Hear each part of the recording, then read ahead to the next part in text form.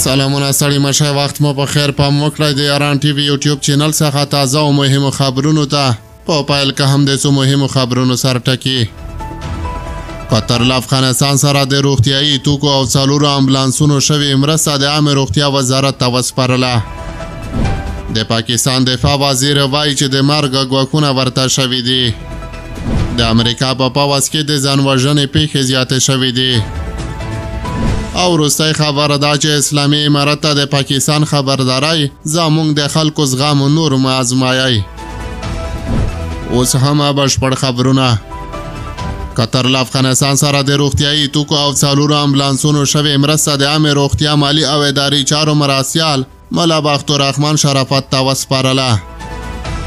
د عامې روغتیا وزارت په خپاره شوې خبرپاڼه کې ویل شوي دي چې په یادو روغتیایي توکو کې څلور ارادي مجهز امبولانسونه د داخله او جراحۍ د برخو بېلابېل عصري تجهیزات او د لیپراسکوپیک جراحۍ وسایل شامل دي.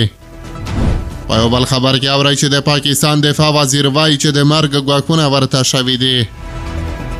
د پاکستان دفاع وزیر خواجه آصف د لندن پولیسو ته شکایت کړی چې نوموړی په ریل ګاډي کې ځورول شوی او د مرګ ګواښونه هم ورته شوي دي. نوموړي ویلي دي چې په یو شخصي سفر لندن ته تللی و، خو الیزابیتا لاین ریل ګاډي کې ورته ځینو خلکو لومړی سپکې سپورې کړې او بیا یې ورته په چاقو د وژلو ګواښه کړی دی. نوموړي ادعا کړې چې د یوې کورنۍ 3-4 غړي ترې راتاو شوي، بې اجازې یې ویډیو ترې کړي او سپکې سپورې هم ورته ویلي دي. د پاکستان دفاع وزیر زیاته کړي چې پیښه د نومبر په 11 نیټه شوې، څوک یې پیژندلی نه دي، خو له پولیسو یې غوښتنه کړې چې د امنیتي کیمرو له مخې خلک پیدا کړي. په یو بل خبر کې اورئ چې د امریکا په پوځ کې د ځان وژنې پیښې زیاتې شوې دي. د متحده ایالاتونو دفاع وزارت د پنجشنبې په ورځ نومبر 14 په یو خپور کړي راپور کې ویلي دي چې له 2021 کال راهیسې په امریکایي ځواکونو کې د ځان وژنې شمېر زیات شوی دی. د دغه راپور په اساس په 2023 کال کې 523 امریکایي پوځیانو برحاله او احتیاطي ځانونه وژلي دي. دا شمېر په 2022 کال کې 493 تنه و. په 2023 کال کې لږ تر لږه 363 تنه برحاله پوځیانو ځانونه وژلي، خو په 2022 کال کې بیا دا شمېر 311 تنه و. په اوسط ډول په 2023 کال کې په هرو 100,000 برحاله پوځیانو کې 26 تنه ځان وژنه کړې، په داسې حال کې چې په 2011 کال کې بیا د هرو 100,000 پوځیانو کې د ځان وژنې 19 پیښې ثبت شوې وې. چارواکي وایي چې د ځان وژنې دا پیښې چې د جنس او عمر له پلوه محاسبه کړي په امریکا کې د ځان وژنې له عمومي شمېرو سره برابرې دي. په متحده ایالاتونو کې تر ډیره نارینه‌وو او ځوانانو ځانونه وژلي او اکثریت یې په وسلو باندې خپل ژوند ته د پای ټکی ایښی دی. د متحده ایالاتونو د دفاع وزارت د موندنو په اساس په 2023 کال کې چې کومو کسانو ځانونه وژلي 18 سلنه یې نارینه وو چې تر 10 کالونو یې عمرونه کم وو.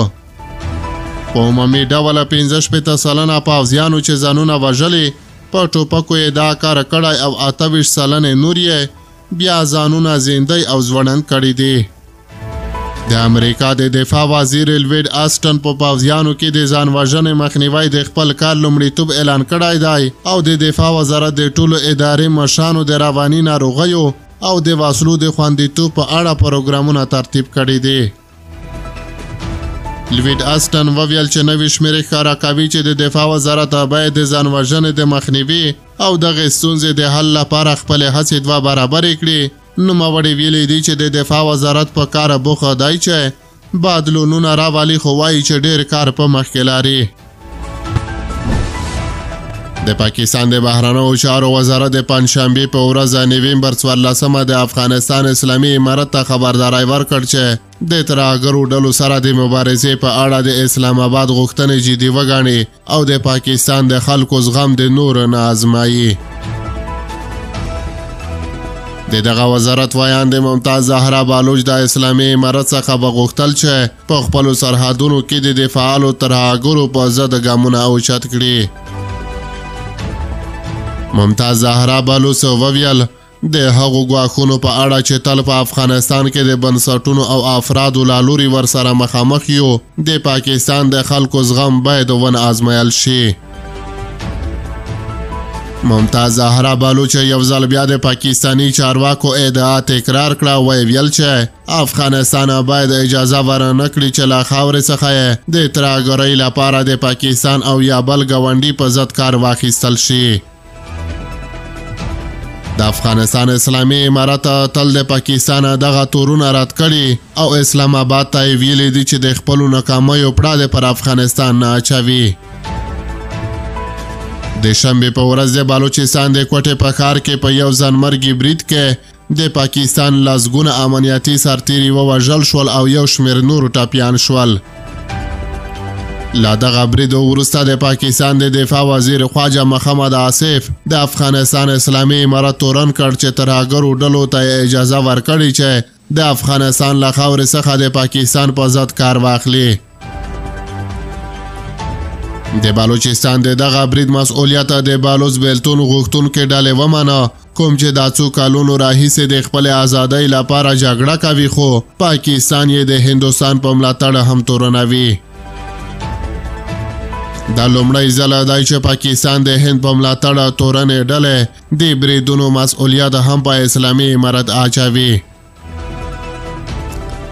د افغانستان اسلامي امارت مراسیال ویاند حمدالله فطرت د دوشنبې په ورځ په یو لنډه ویډیویي پیغام کې چې د افغانستان ملي تلویزیون لخوا خپاره شوې وه د پاکستان د دفاع وزیر دغه ادعا رد کړه. فطرت وویل چې افغانستان نور د هیچا په وړاندې تهدید نه دی. پاکستان د خپل مشکلات زموږ په غاړه نه اچوي او خپلو داخلي مشکلاتو ته د پکور دننه حل لار پیدا کړي.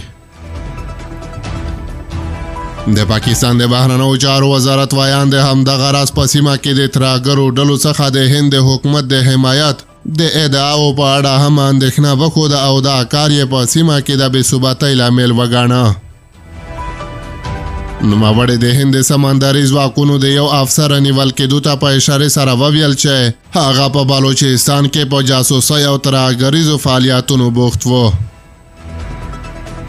د پاکستان د جګړې او امنیتي مطالعاتو د انسټیټیوټ د معلوماتو په اساس د روان کال په 3 میاشتو اګست، سپټمبر، اکتوبر کې په پاکستان کې لږ تر لږه 228 ترهګریز بریدونه او امنیتي پیښې شوي چې سلګونه کسان پکې وژل شوي او ژوبل شوي.